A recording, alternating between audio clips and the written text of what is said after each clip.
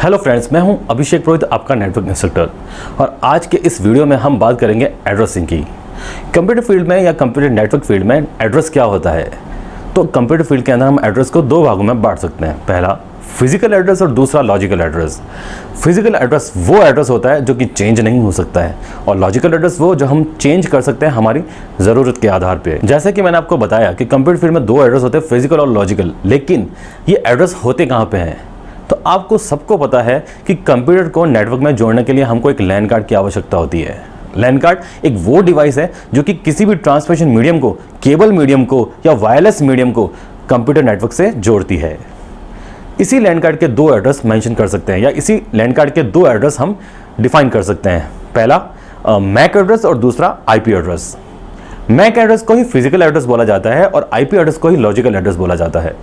Mac address को physical address क्यों बोला जाता है? क्योंकि लैन कार्ड के ऊपर एक मेमोरी होती है जिसको कि हम बोलते हैं P ROM, programmable read only memory. Because ये one time programmable read only memory है और इस पर हम एड्रेस को राइट करते हैं तो इसको दोबारा चेंज नहीं कर सकते हैं।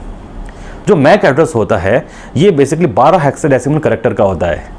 इसमें आगे के जो 6 हेक्साडेसिमल कैरेक्टर हैं ये मैन्युफैक्चरिंग कंपनी की आईडी होती है और पीछे जो होती है वो उसकी वैल्यू होती है, और ये इंश्योर करती है कि किसी दूसरी मैन्युफैक्चरिंग कंपनी की आईडी से चेंजेस हो। यानी कि मैक एड्रेस किसी भी सिस्टम का पूरी दुनिया के अंदर सबसे यूनिक हो सकता है।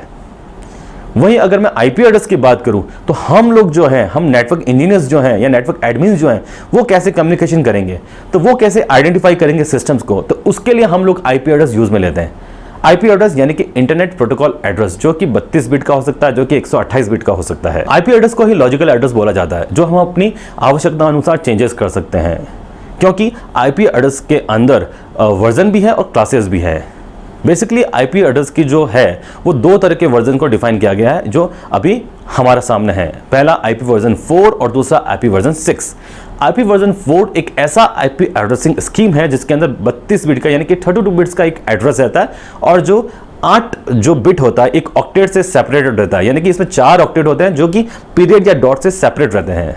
आपने एक बहुत कॉमन एड्रेस सुना होगा 192.168.1.1। इससे example, it's perfect example of IP version 4। वहीं जो जियो का नेटवर्क है वो अभी आईपी वर्जन 6 पे काम कर रहा है। तो अगर आपको आईपी वर्जन 6 का एग्जांपल लाइव देखना है तो जिसके पास भी जियो के मोबाइल है वो अपने गूगल पे जाके व्हाट इज माय आईपी लिख के टाइप करे और एंटर मारेंगे तो उनके सामने उनका पब्लिक एड्रेस आ जाएगा जो उनको जियो के नेटवर्क से मिला है, जिसके बिहाफ पे उनका मोबाइल जियो के नेटवर्क से कनेक्टेड है। और वहां पे जो हेक्साडेसिमल फॉर्म में 128 बिट का जो एड्रेस लिखा हुआ आएगा that is IP version 6 address. लेकिन मुख्यतः लैन के अंदर आईपी वर्जन 4 का इस्तेमाल अधिकतम होता है क्योंकि ये इजी भी है और याद रखने में आसान भी है। तो अगर मैं बात करूं आईपी वर्जन 4 की तो इसके अंदर दो तरह के एड्रेस स्कीम यूज में ली गई है। पहला क्लासफुल एड्रेस और दूसरा क्लासलेस एड्रेस। क्लासफुल एड्रेस के अंदर 5 क्लासेस को डिफाइन किया गया है, जैसे कि ए क्लास, बी क्लास, सी क्लास और डी और ई क्लास। अगर मैं बात करूं एक यूनिकास्ट बेस्ड नेटवर्क की जहां पे एक भेजने वाला है और एक रिसीव करने वाला है, तो उसके अंदर ए, बी और सी ये तीनों क्लासेस के एड्रेस यूज में आएंगे। लेकिन अगर मैं बात करूं एक ऐसे नेटवर्क की जहां पे मल्टीकास्टिंग हो रही है, जहां पे ब्रॉडकास्टिंग हो रही है, यानी कि टाटा स्काई, सैटेलाइट या रेडियो एफएम, तो वहां पे एक ब्रॉडकास्ट बेस्ड नेटवर्क के अंदर आपको क्लास डी का नेटवर्क यूज में लेना होगा। और वहीं क्लास ई जो है वो फ्यूचर यूज के लिए है, एक्सपेरिमेंटल पर्पस के लिए बनाई गई है।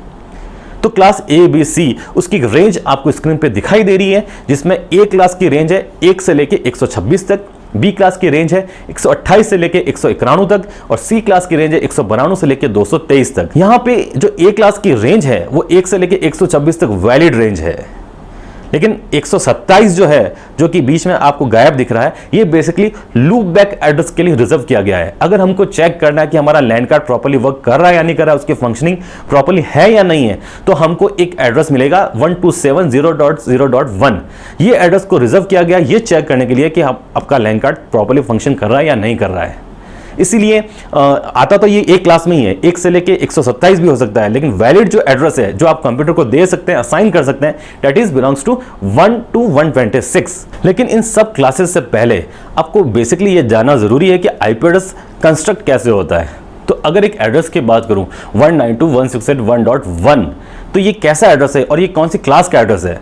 तो आप हमेशा इसके सबसे पहले ऑक्टेट, यहाँ पे 192 पहला ऑक्टेट है, इसको देख के पता लगा सकते हैं कि ये कौन सी रेंज से बिलोंग करता है। क्या ये ए क्लास में आता है, या क्या ये बी में आता है, या सी में आता है। तो जैसा कि आप देख रहे हैं कि हमारी सी क्लास की जो रेंज थी वो थी 192 से 223 के बीच में। तो यहाँ पे अगर एड्रेस 192 लिखा हुआ है और 168.1.1 है तो उसका पहला ऑक्टेट जो है वो बिलोंग करता है, उसकी रेंज आती है सी क्लास में। इसका मतलब ये पूरा एड्रेस सी क्लास से होगा। मतलब कि अगर आपको कोई भी एड्रेस के बारे में पता लगाना है कि वो कौन सी क्लास का है तो हमेशा उसका पहला ऑक्टेट देखिए, उसमें जो रेंज लिखी हुई है वही उस रेंज को मैच कीजिए कि ये किससे बिलोंग करता है, अगर आपको ABC क्लास की रेंज पता है तो। और उसकी बात करूं मैं आईपी एड्रेस की, तो आईपी एड्रेस जो बेसिकली है एक कॉम्बिनेशन होता है नेटवर्क आईडी और होस्ट आईडी का। वहीं अगर मैं बात करूं कि कौन कौन सी क्लास में कितने बिट के नेटवर्क्स होते हैं और कितने बिट के होस्ट होते हैं, तो आप टेबल देख सकते हैं। ए क्लास की बात करूं तो इसमें 8 बिट इनिशियली जो होते हैं, स्टार्ट के 8 बिट जो है वो नेटवर्क को रिप्रेजेंट करते हैं और बाकी के 24 बिट होस्ट को रिप्रेजेंट करते हैं। वहीं अगर मैं बी क्लास की बात करूं तो इसमें इनिशियली आगे के 16 बिट जो होते हैं, यानी कि 2 ऑक्टेट है वो नेटवर्क को रिप्रेजेंट कर रहे हैं और पीछे के 2 ऑक्टेट होस्ट को रिप्रेजेंट कर रहे हैं। और वहीं अगर मैं सी क्लास की बात करूं तो आगे के 3 नेटवर्क जो हैं, यानी 3 ऑक्टेट जो हैं वो कि आपको नेटवर्क को रिप्रेजेंट कर रहे हैं और पीछे का 1 ऑक्टेट होस्ट को रिप्रेजेंट कर रहा है। और क्या आपको पता है कि नेटवर्किंग करने का या आपस में सिस्टम को जोड़ने का गोल्डन रूल क्या है?